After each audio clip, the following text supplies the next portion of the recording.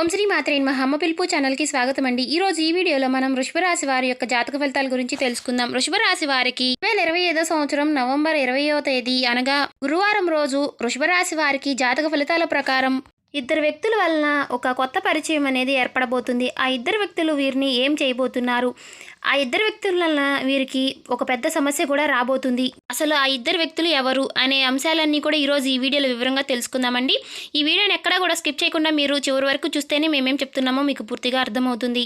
అలాగే ఇంకా ఎవరైనా సరే మన ఛానల్ని కొత్తగా చూసేవారుంటే సబ్స్క్రైబ్ చేసుకొని వాళ్ళు ఉంటే దయచేసి సబ్స్క్రైబ్ చేసుకొని ఈ వీడియోకి సపోర్ట్ చేయడం మాత్రం మర్చిపోకండి. ఇక వివరాల్లోకి వెళ్ళిపోదాం. వృషభ రాశి అనేది రాశి చక్రంలో 2వ రాశి. కృతిక 2, 3, 4 పాదాలు, రోహిణి 1, 2, 3, 4 పాదాలు, మృగశిర 1, 2 పాదాల్లో జన్మించిన వ్యక్తులు ఈ వృషభ రాశి కిందికి వస్తారు. ఈ రాశి యొక్క అధిపతి శుక్రుడు. ముందుగా వీరి యొక్క వ్యక్తిత్వాన్ని మనం గమనించినట్లయితే గనక ఈ రాశి వారు చాలా అంటే చాలా దృఢ సంకల్పాన్ని కలిగి ఉంటారండి. అనుకున్నది సాధించేంత వరకు నిద్రపోని మనస్తత్వం కలిగి ఉంటారు. అంటే ఏదైనా సరే పని చేయాలి అనుకుంటే మాత్రం దాన్ని సాధించేంత వరకు తిండి తిప్పల నిద్ర అన్నీ కూడా మానేసి ఆ పనిని ఖచ్చితంగా సాధించి తీరతారండి ఈ రాశి వారు.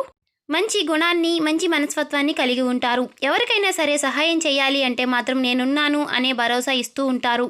వీరికి వారు ఎంత శత్రువులైనా సరే ఆ శత్రుత్వాన్ని మొత్తం మర్చిపోయి వీరికి చేసినటువంటి అంటే వారు ఏ చెడ్డ పని చేసినా వీరికి ఎన్ని ఆపదలు తెచ్చిపెట్టినా సరే వాటినన్నిటినీ కూడా మర్చిపోయి వీరు వారికి ఏదైనా సహాయం చేయాల్సి వస్తే మాత్రం నేనున్నాను అనే భరోసా ఉంచి వీరికి ఎవరైనా సరే ఎంత తెలియని వాళ్ళైనా సరే ఎంత పరిచయం లేని వారైనా సరే వీరు ముందుకు వెళ్తారండి. అదేవిధంగా వీరికి కోపం వస్తే మాత్రం వీరిని ఎవరూ ఆపని విధంగా ఉంటారు. వీరికి కోపం వచ్చినట్లయితే ఆ దేవుడు కూడా ఏమీ చేయలేని విధంగా వీరికి కోపం అనేది వస్తుంది. ఎందుకంటే వీరిని అందరూ కూడా నమ్మించి మోసం చేస్తూ ఉంటారు. అదేవిధంగా వీరు అందరినీ కూడా ఎన్నిసార్లు మోసం చేసినా వీరు అందరినీ కూడా ఇదే విధంగా నమ్మేస్తూ ఉంటారండి. అంటే వారు మారిపోయారు, వారు మనతో మంచిగా ఉంటున్నారు అనే మనస్తత్వం కలిగి ఉంటారండి. అదేవిధంగా ఈ రాశి వారు చిన్నప్పటి నుంచి కూడా ఎన్నో కష్టాలు బాధలు పడి కుటుంబం యొక్క బరువు బాధ్యతలన్నీ కూడా వీరిపైనే పెట్టుకుని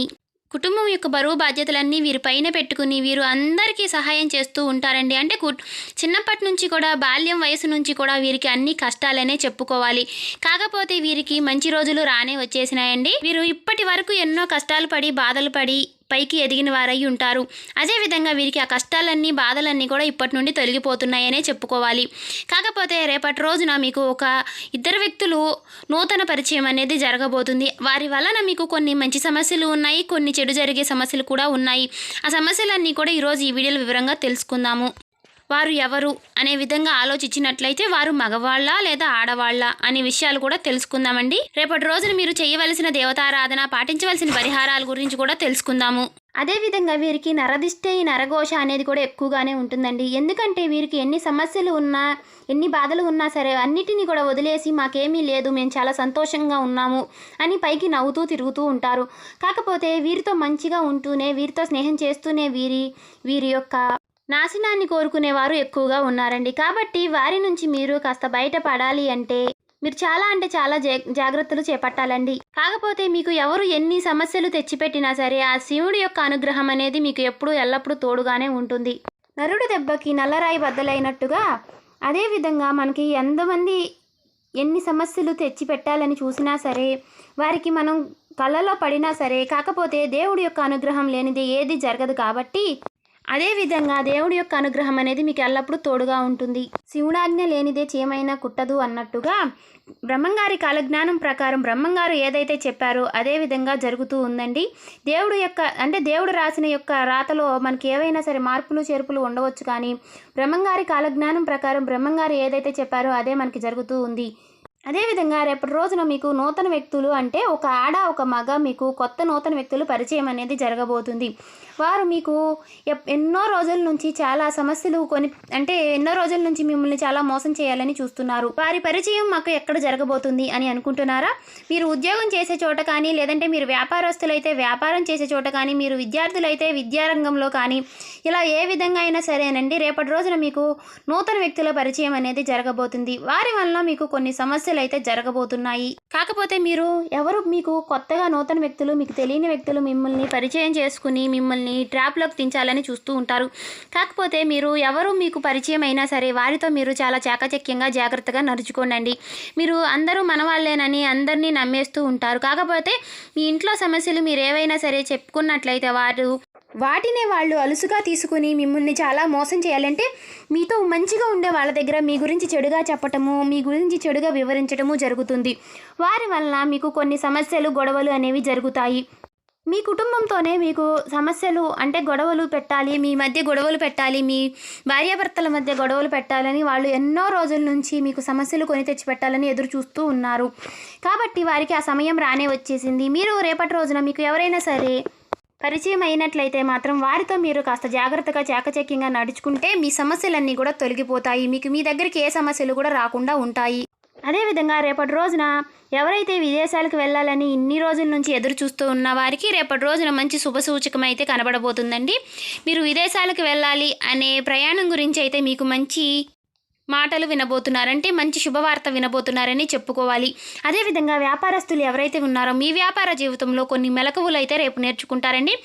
మీ తోటి వ్యాపారస్తులతో కూడా మీరు కాస్త జాగ్రత్తగా ఉండవలెను. ఎందుకంటే రేపటి రోజున మీకు కొన్ని సమస్యలు అనేవి రాబోతున్నాయి.